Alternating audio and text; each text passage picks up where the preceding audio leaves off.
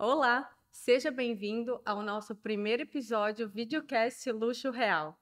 A ideia desse canal é trazer informações e conteúdos sobre a monarquia, mercado de luxo e a construção civil. Eu sou a Paula, sócia proprietária da GCL Empreendimentos e hoje estou com um convidado muito especial, professor Aquiles Duarte de Souza, mestre em educação, professor de História, Direito, Filosofia e um amante da monarquia. Bem-vindo, professor. Obrigado, Paula. É realmente uma honra ter você aqui conosco nesse momento. Muito obrigado. Me sinto honrado do mesmo modo. Quem diria que um dia eu estaria aqui entrevistando o meu professor do ensino médio de História? Fazem tantos anos, mas a amizade permanece, Verdade, né? professor. E eu repito para o professor, a última vez que eu conversei com o professor, o que eu falei, que eu me sinto imensamente grata a Deus pelos caminhos, pelas direções que o Senhor me deu naquelas aulas sobre a monarquia. Eu penso que ser professor é mais do que passar informações. Ser professor também é passar valores. Eh, e isso eu me sinto extremamente orgulhoso de ver tantos alunos meus que realmente absorveram esses ensinamentos.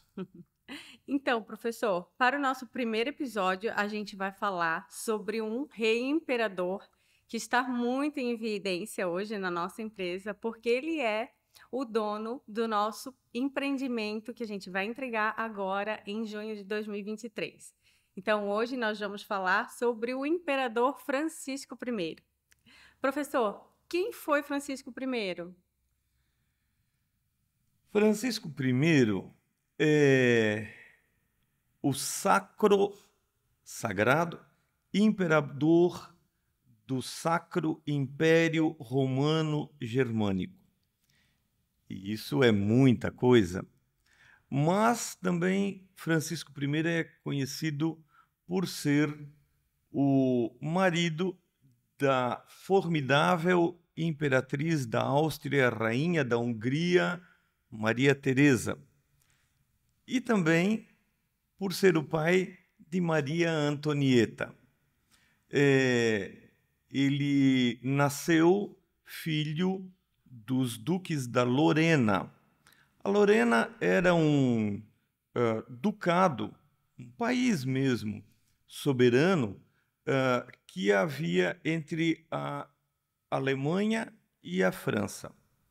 Lembrando bem que a Alemanha, no século XVIII, ela era uma verdadeira colcha de retalhos, né? Haviam centenas de estados independentes unidos formalmente sob a égide do Sacro Imperador Romano Germânico. O que era esse Sacro Império Romano Germânico?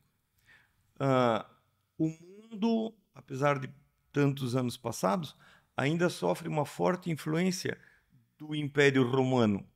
E depois de Carlos Magno, que foi coroado imperador no ano 800, buscou-se manter essa tradição do Império Romano e Germânico, uma parte da Itália, uma parte da Alemanha. E esse Francisco, então, foi num determinado momento, no século XVIII, o Sacro Imperador Romano Germânico, Duque da Lorena e Grão-Duque da Toscana também, mas muito especialmente o marido de Maria Teresa. Uau! Inclusive, a Maria Teresa recebeu uma homenagem da Gisele, que ela ganhou uma suíte apadrinhada com o seu nome no nosso showroom, no Francisco I. Professor, como que o Francisco I se tornou imperador? Ah, veja bem, monarquia não são palácios, coroas, joias. Monarquia é dever. Nós já conversamos sobre isso. né? Sim. E eu penso que isso faz um elo de ligação muito interessante com a GECEL, no sentido de dever com o melhor, né? Com a excelência. Com a excelência. E Francisco era o segundo filho. O irmão de Francisco, o irmão mais velho, era para ser o marido de Maria Teresa, mas ele faleceu bem jovem, e Francisco automaticamente tomou o lugar dele como herdeiro e como noivo também. E era um casamento absolutamente político, né? Se unindo ah, duas regiões que teriam interesse político, militar, diplomático nessa união. Inclusive, professor, eu acho que eu li alguma coisa relacionada a Maria Teresa, que ela foi muito influente no governo de Francisco I, né? E vice-versa também. E vice-versa.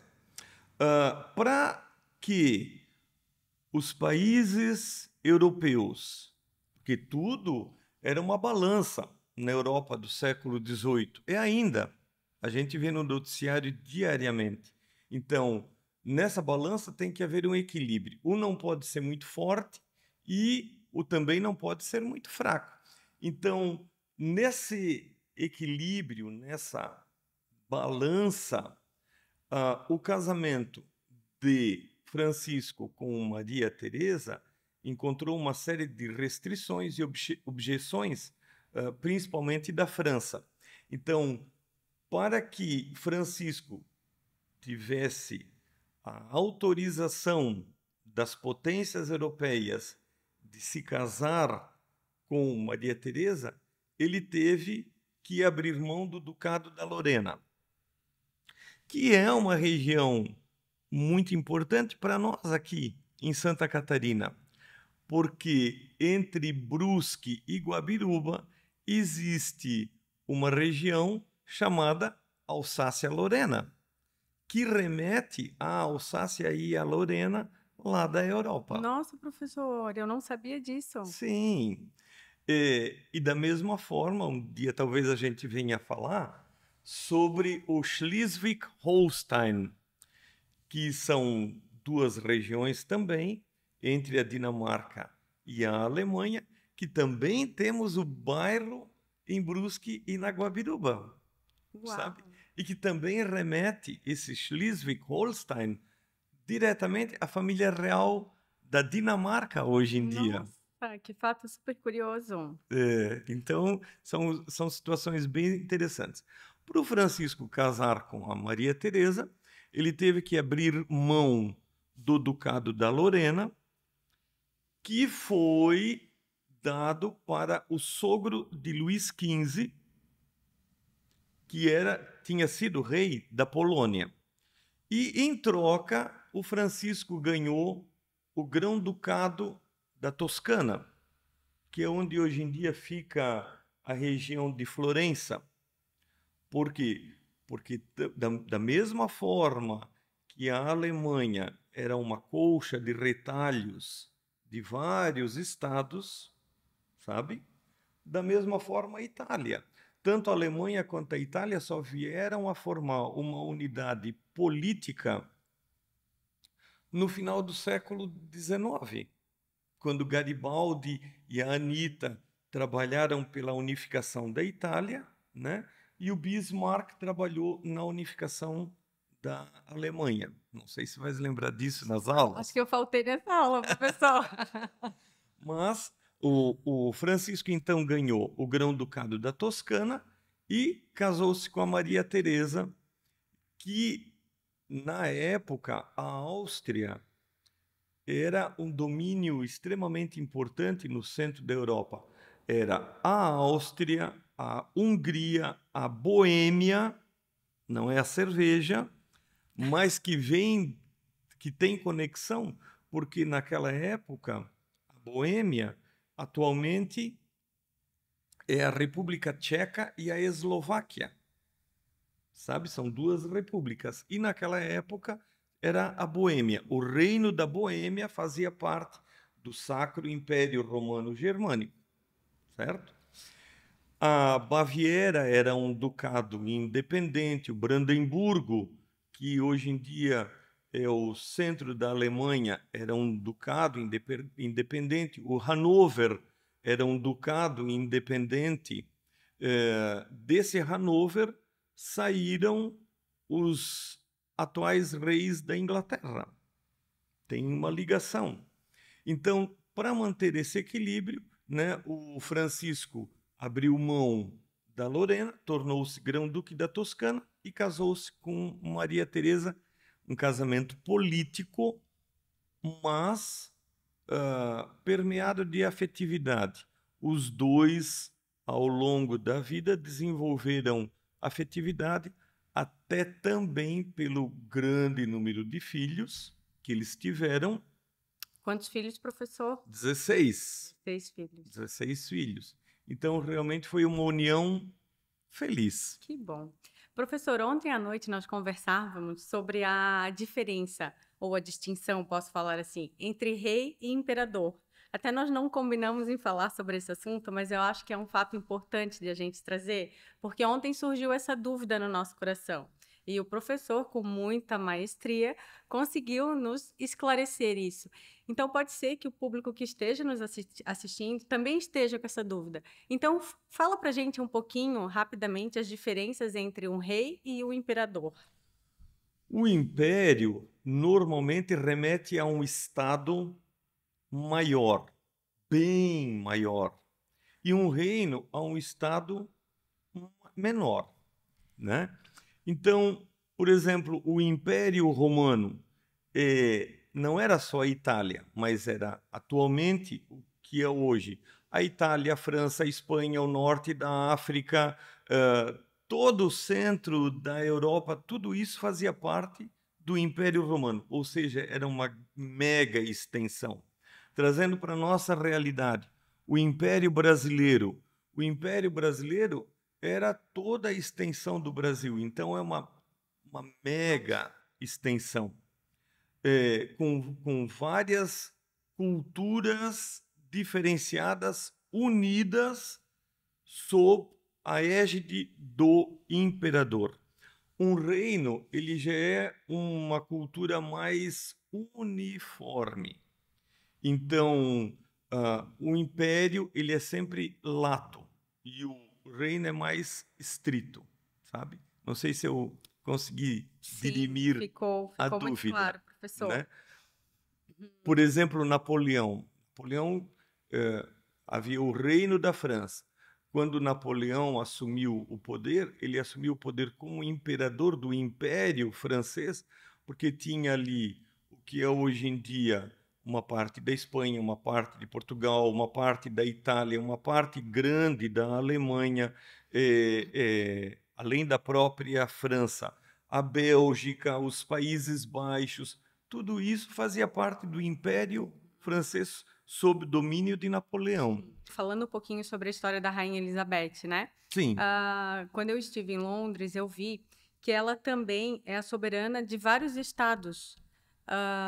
E isso também me deixa... Eu não tinha esse conhecimento, e isso foi uma coisa que trouxe uma curiosidade para o meu coração. Fala um pouquinho mais. Sim, quando nós gravarmos sobre Jorge VI, nós vamos ver, que é o pai de Elizabeth, Sim. nós vamos ver que até Jorge VI, né, na Segunda Guerra Mundial, a Inglaterra era o centro do Império Britânico, que é hoje em dia a Commonwealth, a Comunidade Britânica de Nações. Mas esse Império Britânico, para se ter uma ideia, pegava toda a Índia, a grande maioria dos países africanos, né, o Quênia, lá embaixo a África do Sul, Austrália, Nova Zelândia e Canadá. E a rainha Elizabeth II e atualmente o rei Charles III são não só reis da Inglaterra, da Escócia, da Irlanda, mas também são reis da Austrália, do Canadá e da Nova Zelândia. Exatamente. Isso é uma curiosidade que eu realmente não sabia e foi muito legal. Até Jorge VI, os monarcas ingleses, eles eram o rei e imperador, rei da Inglaterra, Escócia e Irlanda e imperador da Índia, certo? Legal. Mas isso vai ser depois no Próximo. videocast do Jorge VI. Professor, que fato curioso nós podemos falar sobre o imperador Francisco I? Francisco de Lorena tem vários fatos bem interessantes. A Lorena foi criada originalmente em 843 por um acordo chamado Tratado de Verdun, quando o filho de Carlos Magno dividiu os domínios do Império Franco em três, para os três filhos, Carlos, Luís e Lothar. E o domínio que o Lothar recebeu se chamou Lotaríngia. E Lotaríngia acabou originando Lorena, certo? E a família do Francisco, então, remetia lá para a Alta Idade Média, nesses domínios que originalmente eram a Lotaríngia. Como eu já falei, era um país soberano, independente, né? E o imperador Francisco, ele só veio a se tornar realmente o soberano da Lorena porque o irmão faleceu, o herdeiro faleceu. E aí, automaticamente, ele subiu no ranking da sucessão. Ele, bem novo, ele recebeu uma educação esmerada. Ele, bem novo, foi iniciado na maçonaria, numa loja inglesa, que funcionava em Haia, nos Países Baixos, que nessa época fazia parte dos domínios do Sacro Império Romano Germânico. E depois, com o tempo, ele chegou ao nível de grão-mestre da maçonaria.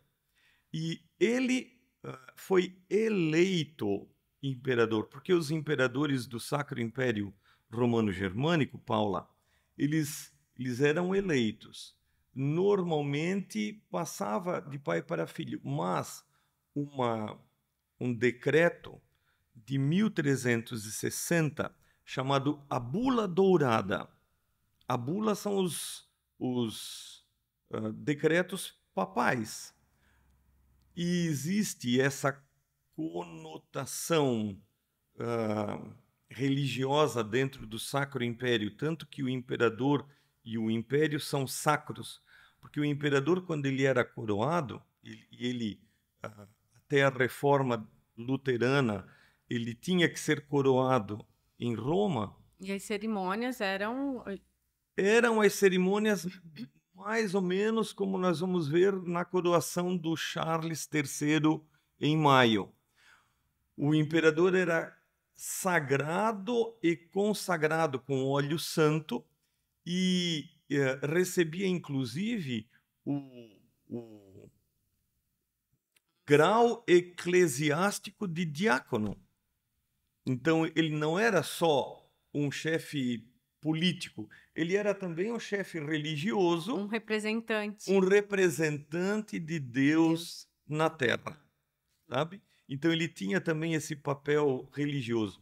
E olha que coisa interessante. O imperador, ele era eleito por 7 príncipes, chamados os príncipes eleitores. Desses 7 príncipes, todos com domínios dentro do Sacro Império, 3 eram príncipes bispos. O bispo era também príncipe.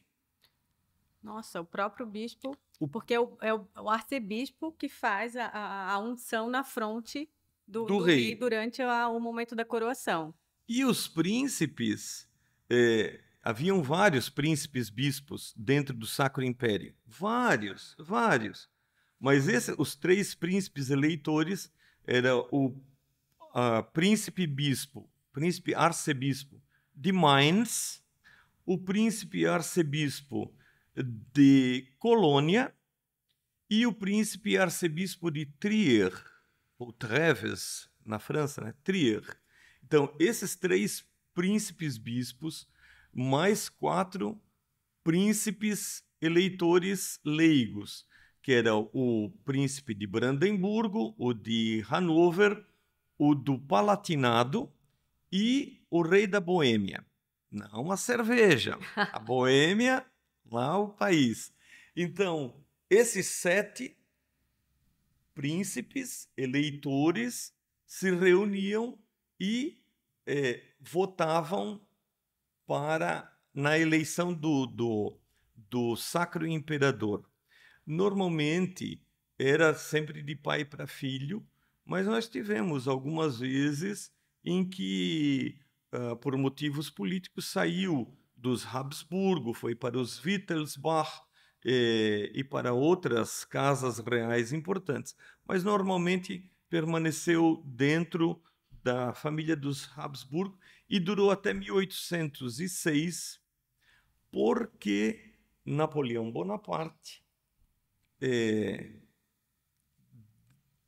levou a Revolução Francesa para toda a Europa, praticamente, e ao invadir a Alemanha, ele mexeu demais com as casas reais que haviam para colocar os irmãos, para colocar as irmãs. Então, Napoleão mexeu muito com o Sacro Império. E aí, em 1806, um outro Francisco, que era bisneto do Francisco I, e que se tornou Francisco I do Império Austro-Húngaro. Que era o marido da Sissi. Não, Não? não era o marido da Sissi. O marido da Sissi é Francisco José Nossa. I, né? Esse Francisco, ele acabou por terminar com o Sacro Império. E aí, então, isso deu lugar para uma série de mudanças políticas na Europa que vai redundar um tempo depois na unificação da Alemanha, na unificação da Itália, certo? E que também, por causa disso, vai redundar depois na Primeira Guerra Mundial. Nossa. Porque a história é sempre isso. Sim. Todas as ações depois têm reações, mesmo que leve, às vezes, séculos, né? Sim. Mas ele foi um grande imperador. Professor, e na sua opinião, qual foi o maior legado do imperador Francisco I? Eu penso que para um sacro imperador romano germânico tem várias situações que a gente pode afirmar que são grandes legados. No caso do Francisco I, eu veria assim, principalmente a estabilidade que ele deu para a Europa no tempo em que estava iniciando o iluminismo e as mudanças políticas, as mudanças de mentalidade, o aspecto de patrono das artes, porque Francisco era extremamente apaixonado por música e as ciências naturais, e ele patrocinou inúmeros projetos nesse aspecto, inúmeros artistas e pesquisadores, e especialmente na economia. Ele era um homem extremamente prudente, de bom senso, que a esposa gostava de ouvir as opiniões dele. E depois da Guerra dos 7 Anos, que foi uma guerra que envolveu praticamente todas as potências europeias, França e até Inglaterra, os países estavam todos com o caixa zerado. E a Áustria estava com os cofres numa excelente situação econômica, graças às ações do Francisco I, pela sua prudência de administrar, coisa que eu vejo também na Geisel. Ah, professor, imagina. Grande gestor, então, foi Um o rei grande imperador do gestor. seu Eu governo. penso que ele foi realmente um grande gestor. Muito bom. Professor, a minha vontade é de passar o dia aqui conversando com o senhor e ouvindo todas essas histórias que eu sei que tem muito conteúdo, tem muita cultura, tem muita informação e tem muito mais valor. Só que por hoje o nosso tempo se esgotou.